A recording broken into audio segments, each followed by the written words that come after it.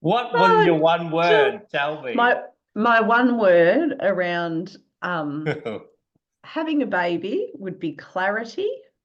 Don't do it. No, clarity with your team and your goals. The word clarity, like you need to be really clear to be able to have time off. So clarity is my word for this conversation around having a baby. Mine's mistake and oops a daisy. No, it's not really. I think we're in a privileged position. I have found out that clients are pregnant before they've told their husband. Same, same. Like I'm only 4 weeks, but I'll tell you. So That's right. yeah. Because I think Mm. there's that moment of excitement that you're expecting, but then that feeling of dread of, oh my God, I'm working all these hours. I do the social media, I do the training, I do the Yeah. meetings, I do all of the things. Everything. Yeah, and I suppose they contact us really soon because they know that, well, they've only got 7 months or 6 months or however long Yeah. it is from finding Yes. out uh, to get sorted. You really have to get Mm. sorted.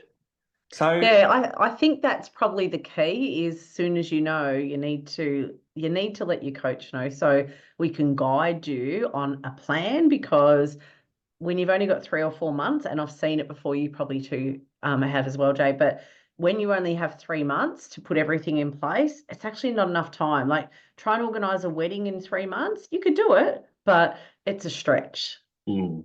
And I Mm. know, like, of course, my partner and I have 11-year-old twins, Mm. and it feels like a lifetime ago when they were babies. Really I does. bet. But I think two things were really helpful when we were planning to have a family is one was Lisa Conway was coaching me at that time. Hmm. So I was able to be guided myself on from a parent who had done it previously with twins as well, Mm. Mm. of what I needed to get sorted so that the business could still not just plateau, but grow. Grow.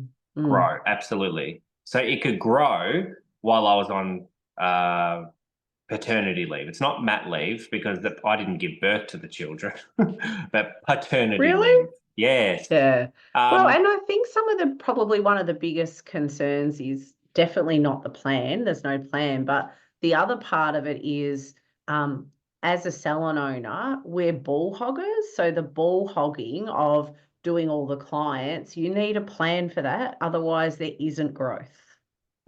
absolutely. Mm. But I Mm. think like to get into some nitty gritties, and there's so many things I want to say, so I think I've got to talk fast in this. I think to zoom out to big picture, for me, what a plan looks like when you've decided to have a family and you found out that you're pregnant is if you've got a good 6 months up your sleeve, you need Mhm. to slowly but surely inch your way out of the business. And I see it in steps. So you would need to go, okay, I'm working 40 hours a week currently. In 6 weeks, I need to drop down to 35. And then in a month, I need to drop down to 30. And then so on and so on and so on until you're at zero. And you need at least a couple of weeks of you pretending that you're on maternity leave while you're still Mm. just heavily pregnant at home, while you're nesting, while you're setting up the baby's room, while you are getting comfortable with not seeing 30 people a day, every day, 5 days a week. Because I Mm. believe, and I'm a doctor, of course, aren't I? I'm many things. I'm a doctor. I could be a surgeon. I've watched enough surgery shows. But I believe a big part of the reason why people struggle with postnatal depression or mental health issues is because they go from 38 hours a week, constant connection with people, constant amount of people saying you're amazing, you're Interaction. beautiful, you're glowing, it's so exciting, to then having a baby, going through the physical changes, but then the constant attention for the first couple of weeks and then nothing. Nothing, yeah, yeah. And That's I'd a even lot. say, yeah, it is a lot. And I'd even say a month before. If you could stop a month before, would be even better. Like you'd be like the maitre d' of your salon and be able to come in and fluff around for a little bit rather than see clients, because it is important for you to be able to, they can still see you, but you don't necessarily, you're not working on clients, and they know why. You've got a really good reason why. And I think the other thing is like, you know, if I ever speak to a client and they're still working 30 hours a week and they're due in 2 weeks, the baby could come anytime. And I think Hmm. that's going to absolutely plunge that business into turmoil. The clients, the Yeah. team. Whereas if you step down, and it's hard because it's one of those things that, oh, I should have done that, but you don't do it. Yeah. Yeah. But when you look back, if you think about it practically, you can drop down a step, Hmm. okay, and then see what fractures, see what happens, see who starts to get at each other's throats, because there's always one, Well, I okay? think there's even a step before that. I always, when I'm chatting with an expected mother, I always say, you know, it's exciting, but I want you to start like a little diary or something, call it a Bible, whatever you want to do, at the front counter. And if they come to you, write it in that book, write it on that bit of paper, because what's going to go wrong, or what they come to you for, is they're the things that you need to fix before you even go, I want to cut back my hours. So what goes wrong, like when you're on holidays? What goes wrong when you're not here? What do they call out, I need you for? Before you even start that process, because that list is, I could say, Jay, could you take on A, B, and C? And Chloe, can you take on that? Because you're forming that list of what they always come to you for. And I think anyone listening as a salon owner will know your team do come to you for a lot. And And it's the little things though. Like I little, think it's the always little. the big things would be the stock orders arrived. Do you want me to unpack it? Like that's a pretty fundamental thing. Yeah. But there could even be, Janine's had a reaction to the peel, Yeah. or Marie's hair isn't holding the tone. What should I use? And I Mm. think, yeah, that's good advice of going, all right, well, I'm going to give you the answer, but next time there won't be someone to give you that answer. Anything with color correction, anything with skin, you got to go to Mary, or you got to go to Stephanie, or whatever. Because the problem is, it's a few things could happen. You're on maternity leave. You've got this baby, and like good energy. I'm hoping that your baby sleeps and does all of the things, but you might have a colicky baby, and then you've got a team member calling you saying, what should I tone Marie's hair with? Or Janine's had a reaction to the blah blah peel. You'll want to kill them. But Mm. but also you did that. That Yeah, was that's your right. doing. That's right. Yeah. And even the things that you could put, look at your org chart. So in your organization, depending on the size of your team, who is going to do a certain thing. So maybe one person's in part of education and someone else does the order unpacking. And if anything's wrong with those things, you go to the certain division or the department that looks after it, not the salon owner. So don't come to me, I'm at home with the baby. So you almost need to use that fire or blood rule, unless it's on fire, unless someone's bleeding to death. You actually need to stick within your aims of the business, and who do you go to? So make Mm, that really, really clear at the start before you leave. And that's going to take some training and time. And that's why you need to map out, well, what does the next 6 months look like for you, as well as reducing your hours along the way. So there's a mm, lot to think about. mm. And I think a lot of it isn't rocket science. I think the No. strategy is easy. So get a little black book from Officeworks and start to record the questions and who's going to answer them. Have a look at Mm. who's in your business and divide up roles and responsibilities, and get that happening before you go on mat leave. Okay. Who's going to take over the team meetings, or do they collaborate and do them together? So Mm. I think a lot of that's really practical. It's getting this thing right. It's getting your mindset Yeah. right, and it's letting go. Mm-hmm. It's letting go of a part of that old identity, which is the be all and end all and the matriarch of the business, and getting used to being at home more, getting used to identifying as a mum or a dad. I think getting your head around that is the tricky part. Letting go of the clients, because I know that the clients aren't laying awake at night going, oh, I hope she can fit me in for one more visit. They might say that because it's a nice thing to say, Yeah. but you know if you could just even skip one whole client cycle, it means that you could take 5 or 6 weeks off, like Marie said, before you even have the baby. And in the scheme of pregnancy, birth, raising a child, what's an extra 6 weeks? No, that's right, exactly. And I think it's about being really clear. And yes, this can change because it depends if you have a well baby, and it can depend on a lot of things, but being clear on how much time you're taking off and letting the team know that. And if there's anything you require further and you need more time, you can be clear, no, it won't be February, it's going to be March. I'll need the extra month. So be really clear on what that looks like with your team and yourself before you finish. Yeah. Yeah. You know what? I think as much as we've been preaching this planning, there has been some people that take it to a whole new level. And they're like, oh, what happens if, Stacey's pay's wrong? What did she do? And I'm like, I'm sure you could answer a text message at week before, like week 4 of having a baby. Like, you haven't had your legs cut off. You've just had a baby. Like, people do it all day. So I think you can do it way too extreme the other side where you don't want to hear boo from the team Yeah. at all. And I think, Yeah. well, this is what you signed up for, but there's a threshold. I suppose there's a spectrum of how much do you ultimately want to be disconnected from the business. Because to me, I set up that I was taking time off indefinitely from the business. It Mhm. took 6 weeks and I wanted to go back. Yeah, that's right. You might want to come back sooner. And I think you've got to be really mindful of that. That could change for any reason. Like you might want to come back sooner, you might want to have a little bit longer, and there needs to be that flexibility around it. But you're exactly right. Like you you have a business to be able to have that business and the life, but to be able to have that baby, you can still answer questions. Or maybe you've got a luxury of you've got a bookkeeper that does all that. Maybe you've got a luxury of you've got like a leader in your business. Every business is different and set up differently. But I think, Jay, I feel like the one thing that could be forgotten or pushed completely off to the side is meeting flow. And how do you manage that when you step away? That's a good Because question.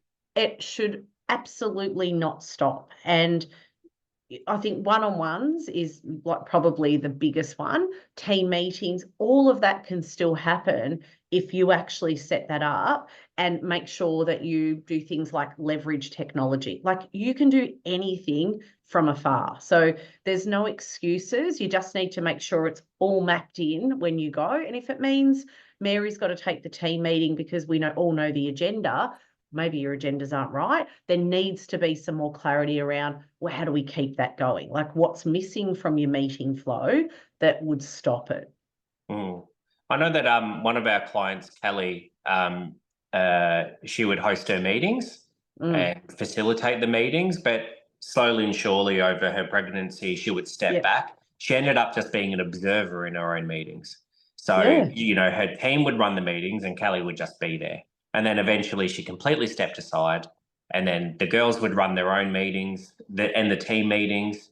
And then she was on mat leave. So I Mm. think and instead of just working with all your clients, doing all your hours and doing all of your jobs up until day dot, uh, Mm. what about slowly and surely disconnecting? And then that last period of time, just what did you say? Like fluffing about. Just be the fluffer for the last couple of weeks and let the Yeah. business run without you. I think that's really good advice. Yeah, it'd be like the maitre d' in a restaurant. It's like they're Yeah. overseeing, like they're looking, making sure it all runs smooth, but you're not racing from, room to room or chair to chair, and you're not Yeah. doing the clients. You can say hi and talk to them, and they'll all want to know when you do, and you've said it 1,000 times, but it's more for you about the connection, and that you're with your team and you're overseeing, and you don't need to be there all day. It's more Mm, about making sure that, this business is sorted before you toddle off to have yeah, bubba. Yeah, absolutely.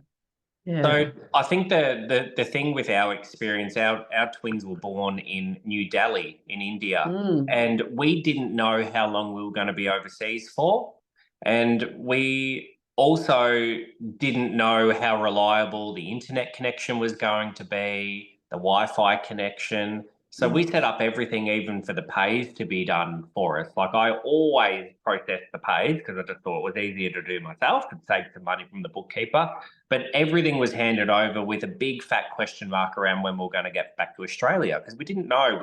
We'd heard of some people that their babies were born and they stayed in they had to stay in India for 6 months, so we weren't sure. But I think that was a gift in a lot of ways because one, we couldn't have visitors when we were in India No. because we couldn't. So you really got time to spend with the babies and bond. But the business really got tested. That this is how it runs in our Yes. absence. So, it was good. I think running a business when you're in it is like cheating, whereas Mm. running a business when you're not there 6 days a week or whatever you're doing, that's when you've got a well-oiled machine. So, I often when a client, and it's a one-liner that I say, probably even more just to make them feel safe, is to say, this will be the best thing that's ever happened to your business. We've got 6 months to get this business in tip-top shape. You want to know what a motivated person looks like? They've got a baby bump. They will do anything and everything their coach tells them as soon as they get up the duff, isn't it right? Well, it's so true. And I think even if we just go back to recapping, is once you've got that list of these are all the things that your team come to, or this doesn't work without you, or not even be reps come to you, whoever it is within the business, thinking about getting that and putting it on a timeline, drawing a line on a page and working out maybe it's 6 months, it's 6 sections. And in those 6 sections, what needs to be handed across to somebody else so that the business runs really, really smooth. Because when you know what needs to be done and what's if you prioritize it, okay, well, we need to sort that section out and that section out. And that way you'll finish that month before and you'll feel really clear. Absolutely. Mm. Look What have you I've got there? Oh, the kids and you and Jeremy. Oh, isn't that lovely? Lenny and They Otto. Which one's Lenny there? Which one's Otto? that one's Lenny, Yeah. and that one's Otto. Put it a bit closer. Otto's on the left-hand side and Lenny's with you. Yeah. Oh, Otto. how Yep. lovely. You can't tell, they looked very similar when they were babies. Very. Yeah. They were guinea pigs, the size of guinea pigs, I'd say. They were so tiny. I Oh, probably wow. can barely remember. But Yeah. I think if we were to wrap up with what's hot and what's not, and it's probably one regret that I have is, and this is, I suppose, not controversial. Some people just have very strong values around this. I wish I travelled more when the babies were young, because Okay. I think I started to want to go on holidays and get the travel bug again, and they were 3, and it was a nightmare. And I think from 3 to about Oh, 5, we yeah. basically were homebound because they're just so irrational when they're that age. Yeah, yeah, yeah, yeah. Whereas I think even like when they're, just starting to crawl or just starting to, self-soothe, like, Chrissy traveled a lot when Peggy was really young. She And I think, did. oh, I should have done that. I should have traveled more. While, when they start walking, you can't keep them still on an aeroplane for 2 hours. They Well, just they want want to to be in the open it. aisle. Yeah, that's Absolutely. right. Yeah. And I never really gave a shit about the crying babies on an aeroplane. And I just think, well, suck it up. So, so what was that? Was that hot or not? I think that's not. What's not hot? What is hot? Mm. Maybe what's some hot advice to an expectant mother? Well, I think maybe I'm forecasting the second one. And I think if you're having one off and you're going to have another one down the track, and why it's so important to set yourself up to refine, reduce your hours. I want you to really think about when you go back, what do your hours look like? Because if you need to cut Yes. back again, I think that's a really hot conversation for you to think about even before. Like if it's a now and you're pregnant, and you've got 6 months to go, what's it look like down the track? Because if you don't know that, you'll end up in a really bad roller coaster where you'll just feel like you're doing baby work, sleep, baby work, and your balance won't be there, and you need time for you. And we need to think about what does it look like when you go back. Because I think for a person to make the decision that they want to step off the floor and get out of their business when they're not pregnant, it's hard. Whereas when you've got babies, you use them as an excuse because you cannot move that time frame. In 6 months, I'm going to be on maternity leave and I don't want to be in here. I want to focus on me and my child now. So Yeah. to then 3 months later, 6 months later, to throw yourself back on the floor and then have to do it again in a year's time when the second baby, I think it's an Well, opportunity for you to set your business up to fuel your lifestyle instead of the other way around. yeah, that's right. Mm. And you know what? There might be someone listening. I was chatting with a client the other day, and she's pregnant and she's not really on the floor. So, what I've set her as a task to do is, but there must be something that your team come to you with, or there must be an expectation that you have as your job in the business. So, I want you to really deep dive on that. She's like, oh, yeah, okay. So, I think there's lots of different scenarios with how often or how much you work on the floor, and how do you change it for one baby, for two babies. Like, we've got salon owners that have got 4 babies and 5, and how do they do that? So they're machines, and they can sometimes have multiple businesses. So you can do it, you've just got to really map out what that looks like for you. Absolutely. Mm. Yeah, so true. Anyway, that's enough from us. Baby in tow. Don't throw the baby out with the bathwater. We say that probably every couple of months. We revive that old saying, don't we? We certainly do. Very good. All righty. Make sure that you leave a review. We're getting some nice reviews now. Share the podcast with your friends, your salon owner friends, and a lot of this is relevant to those even outside of the industry. So thanks again for listening. We'll catch you in the next Thank you. episode. Bye for now.